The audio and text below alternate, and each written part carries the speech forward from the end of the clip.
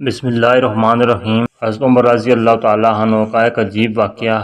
یہ حضرت عمر کے دور کا واقعہ ہے۔ ایک دفعہ آپ کے دور میں بہت شدید قسم کا قحط پڑا۔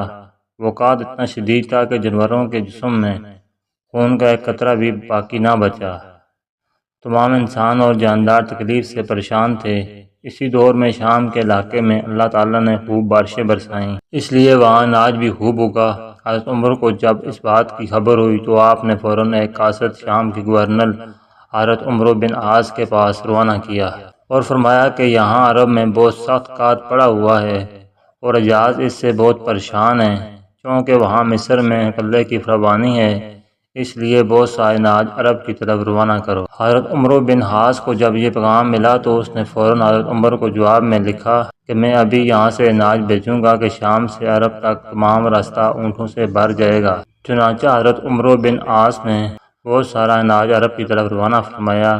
جب تمام غلہ مدینہ پہنچ گیا تو آپ نے اعلان فرمایا کہ تمام لوگ آ کر اپنے اپنے حصے کا اناج لے جائیں۔ چنانچہ سب لوگ آنے لگے اور اپنا اپنا حصہ لینے لگے۔ شہر سے ذرا ہٹ کر جنگل میں ایک صحابی رہا کرتے تھے جن کا نام حضرت بلال بن حارث تھا۔ جب انہیں یہ بات معلوم ہوئی تو آپ نے بھی فوراً مدینہ جانے کا ارادہ فرما لیا، لیکن بھوک کی یہ حالت تھی کہ آپ میں 2 قدم چلنے کی بھی ہمت نہ تھی۔ جب آپ نے اپنے آپ کو بے بس پایا تو آپ نے رونا شروع کر دیا۔ روتے روتے آپ کو نیند آ گئی۔ خواب میں پیارے نبی محمد صلی اللہ علیہ وسلم تشریف لائے۔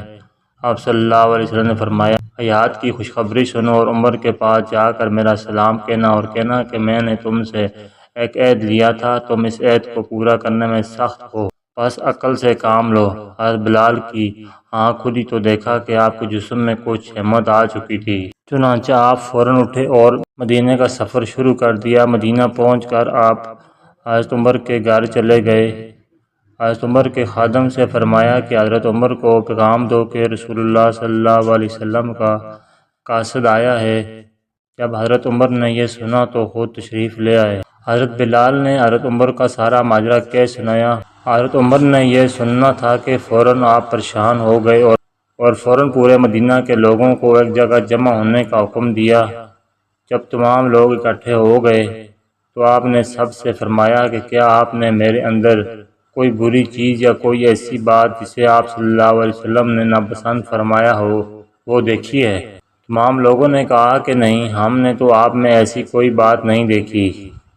کچھ صحابہ کرام نے عرض کیا کہ ہاں ایک بات ہے، وہ یہ ہے کہ آپ نے اس مشکل میں حضور صلی اللہ علیہ وسلم کی سنت کو چھوڑ دیا۔ وہ سنت یہ تھی کہ آپ نے اس مشکل میں اللہ سے مانگنے کے بجائے گورنر سے مال طلب کیا۔ یہ سن کر حضرت عمر نے فوراً اپنی غلطی کا اعتراف کیا اور نماز استسقاء پڑھی۔ نماز پڑھ کر آپ نے اللہ کے برگاہ میں حضور صلی اللہ علیہ وسلم کے چاچا حضرت عباس کا واسطہ دے کر دعا مانگی۔ ابھی آپ دعا مانگ ہی رہے تھے کہ اچانک آسمان پر کہیں سے کالے بادل چھا گئے اور بارش شروع ہو گئی۔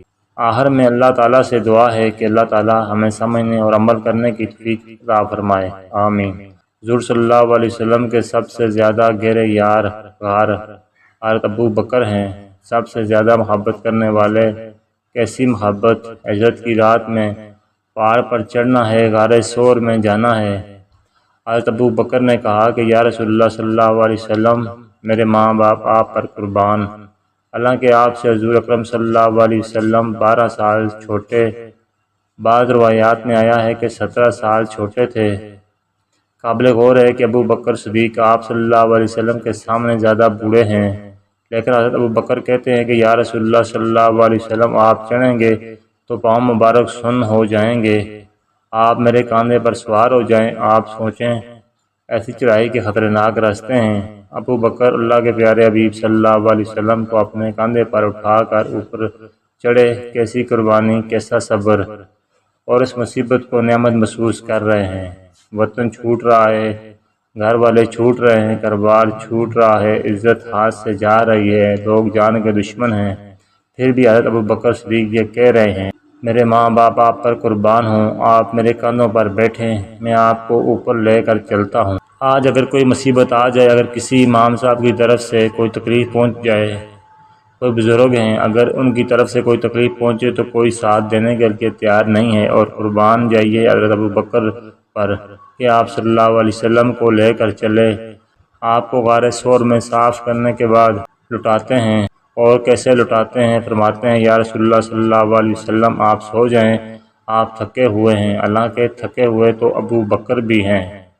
حضور صلی اللہ علیہ وسلم لیٹ جاتے ہیں۔ حضرت ابو بکر صدیق رضی اللہ تعالیٰ عنہ زانو پر آپ صلی اللہ علیہ وسلم کا سر مبارک ہے۔ سارے سوراخ بند کر دیے، کپڑے پھاڑ پھاڑ کر کہیں سے کوئی مرغی جانور نہ آ جائے۔ روایت میں آتا ہے کہ ایک سوراخ رہ گیا جس پر حضرت ابو بکر صدیق رضی اللہ تعالیٰ عنہ نے اپنا پاؤں مبارک رکھ دیا۔ ادھر سانپ روز آتا اور دیکھتا کہ سرور کائنات تشریف لائے یا نہیں، مگر آ کر واپس چلا جاتا۔ اتفاق سے ایک دن آیا، دیکھا کہ سارے سوراخ بند ہیں۔ اس کو غصہ آیا اور حضرت ابو بکر صدیق رضی اللہ تعالیٰ عنہ کے پاؤں کو ڈس لیا۔ سانپ کا کاٹنا کوئی معمولی نہیں۔ حضرت ابو بکر صدیق رضی اللہ تعالیٰ عنہ کو تکلیف ہوئی، بہت برداشت کیا، لیکن آپ کی آنکھوں سے آنسو کے چند قطرے حضور صلی اللہ علیہ وسلم کے چہرے انور پر گرے تو حضور صلی اللہ علیہ وسلم کی آنکھ کھل گئی۔ دریافت کیا کیا ہوا؟ فرمایا کہ یا رسول اللہ صلی اللہ علیہ وسلم کسی چیز نے کاٹ لیا ہے۔ حضور صلی اللہ علیہ وسلم نے اپنا لعاب دان لگایا، اچھے ہو گئے۔ آج جس کو مصیبت سمجھتے ہیں اس کو وہ نعمت سمجھ رہے تھے۔ مسلمان کا ہر کام اللہ کو خوش کرنے کے لیے ہونا چاہیے۔ ناظرین کرام، ویڈیو اچھی لگی تو لائک کرنا، اور اچھی ویڈیوز کے لیے چینل کو سبسکرائب کریں۔ ویڈیو دیکھنے کا شکریہ۔ جزاکم اللہ خیر۔